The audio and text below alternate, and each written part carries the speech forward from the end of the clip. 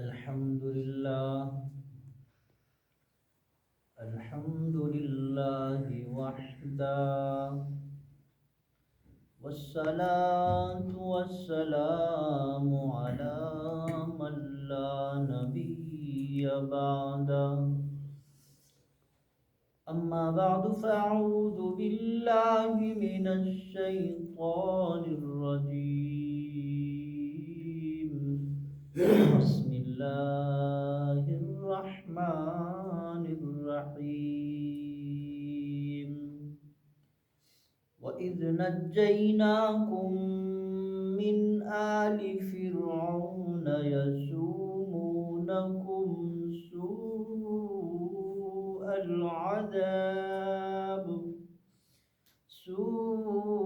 العذاب يذبحون أبناءكم ويستحيون نساءكم، وفي ذلكم بلاء من ربكم عظيم.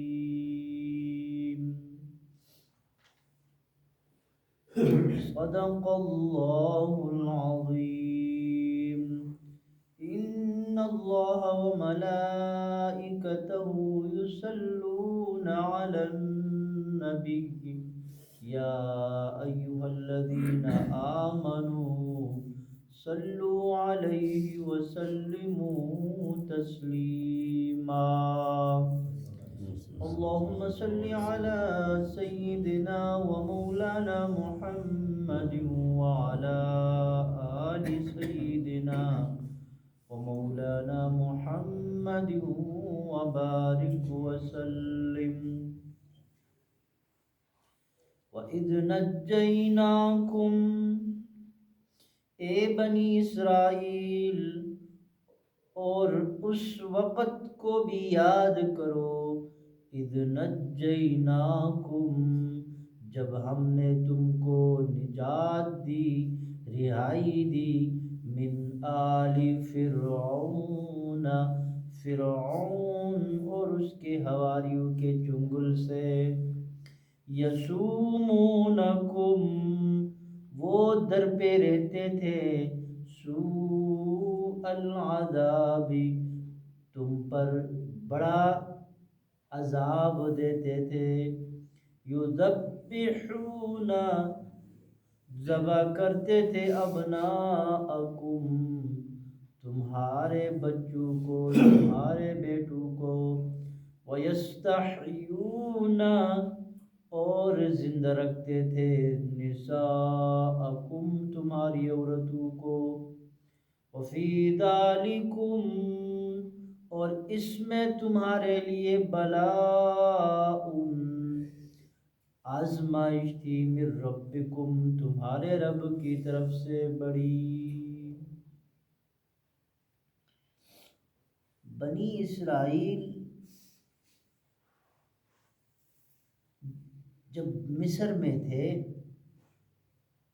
تو اس وقت ان پر ایک ظالم بادشاہ مسلط تھا جو کہ فرعون کے نام سے جانا جاتا تھا.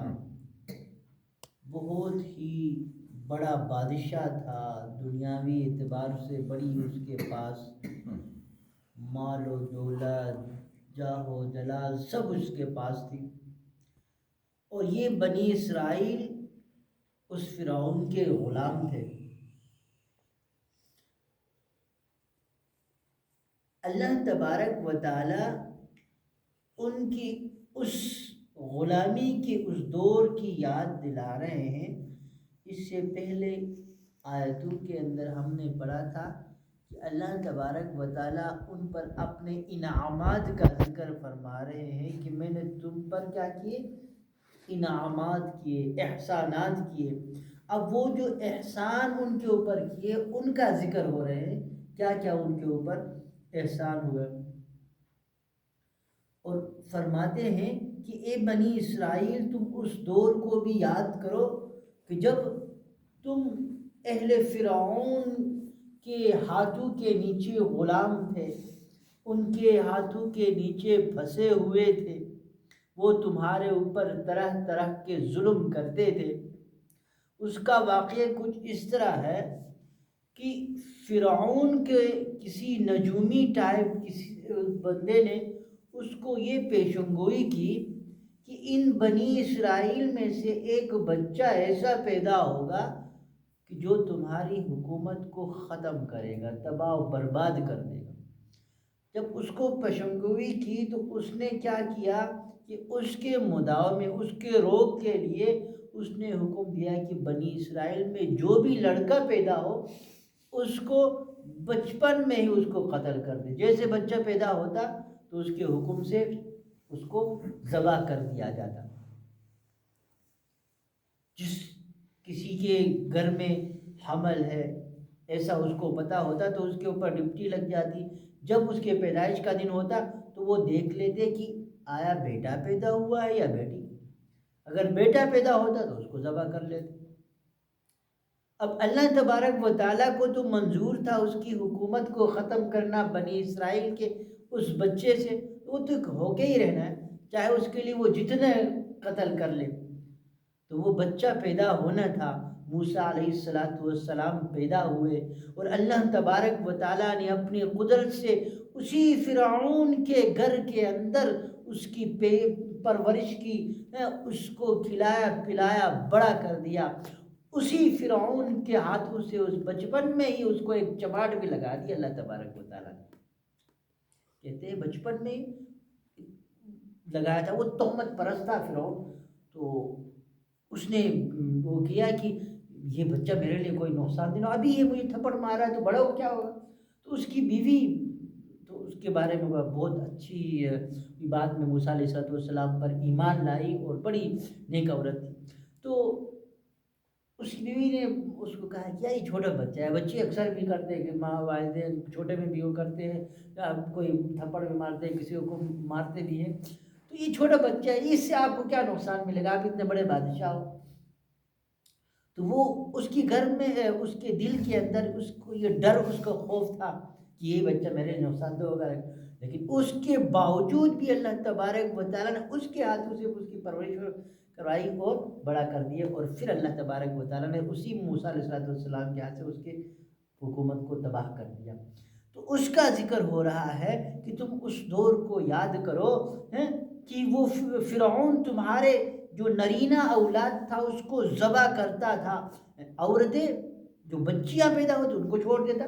اس میں بھی اس کی ضرورت تھی کہ وہ جب بڑی ہو کے عورتیں بن جائے تو ان سے اپنی خدمت گاری کا کام لے لیتا، ان سے وہ ان کے گھروں میں جا کے خدمت کرتی تھی، اس کا فائدہ تھا، اس لیے ان کو چھوڑ دیتا تھا۔ فرماتے ہیں کہ اللہ تبارک و تعالی ہم نے اس ظلم سے، اس تمہیں پریشانی سے ہم نے تمہیں نجات دلائی، وفی ذالکم، اور اس واقعے کے اندر بلاء من ربکم، ایک آزمائش ہے تمہارے لیے تمہارے رب کی طرف سے۔ اب یہ واقعہ کیا ہے؟ اللہ تبارک و تعالیٰ بعض دفعہ اللہ تبارک و تعالیٰ انسان کے اوپر اپنی نعمتیں دیتے ہیں، اور وہ نعمت بھی اس اللہ کی ایک آزمائش ہوتی ہے۔ اب اللہ تبارک و تعالیٰ نے یہ زندگی ہمیں دی ہے، ایک آزمائش ہے ہمارے لیے، لَنَبْلُوَنَّكُمْ أَيُّكُمْ أَحْسَنُ عَمَلًا، کہ اس زندگی کے اندر تم روزانہ صبح کو نکلتے ہو بن ٹھنڈ کے، گھر سے نکلتے ہو، شام کو واپس آتے ہو، کھاتے پیتے ہو سوتے ہو، پھر اگلے صبح پھر اس سرکل تمہارا جاری ہے۔ کیا تمہارے زندگی کے اندر اس دنیا کے اندر آنے کا یہی مقصد ہے؟ نہیں، یہ ایک آزمائش ہے اللہ کی طرف سے کہ اس دنیا کی زندگی کے اندر جو انسان کو اللہ نے زندگی دی ہے، جو صحت دی ہے، جو اس کو تندرستی دی ہے، جو مال و دولت دیا ہے، جو اولاد انسان کو اللہ تبارک و تعالیٰ نے دی ہے، کیا ان سب کو دیکھ کے اپنے رب کو بھولتا ہے کہ نہیں؟ پھر بھی اس اللہ کو یاد کرتا ہے۔ یہ کیا ہے؟ اللہ کی طرف سے آزمائش ہے۔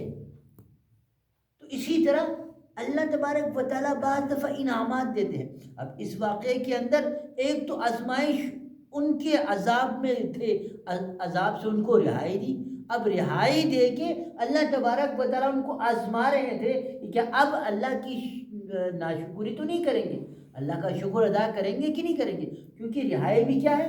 نعمت ہے۔ اب نعمت دے کے شکر کا امتحان ہوتا ہے، اور تکلیف دے کے صبر کا امتحان ہوتا ہے کہ تکلیف میں صبر کرتے ہیں کہ نہیں ہے، نعمت کو حاصل کر کے اللہ کا شکر ادا کرتے ہیں کہ نہیں کرتے۔ یہ اللہ کی طرف سے کیا ہے؟ آزمائش ہے۔ اسی لیے فرمایا وفی ذالکم، اور اس واقعے کے اندر بلاء من ربکم، تمہارے رب کی طرف سے کیا ہے؟ ایک آزمائش ہے عظیم، بہت بڑی آزمائش ہے تمہارے لیے، اگر تم اس کو سمجھو تو۔ اللہ تبارک و تعالی ہمیں جو کچھ پڑھا گیا سنا گیا اس پر عمل کرنے کی توفیق عطا فرمائے۔ یہ واقعات، یہ آیتیں گویا کہ بنی اسرائیل کے اوپر کے لیے، ان کی واقعات کے اوپر نازل ہوئی ہے، لیکن سبق اس میں کس کے لیے ہے؟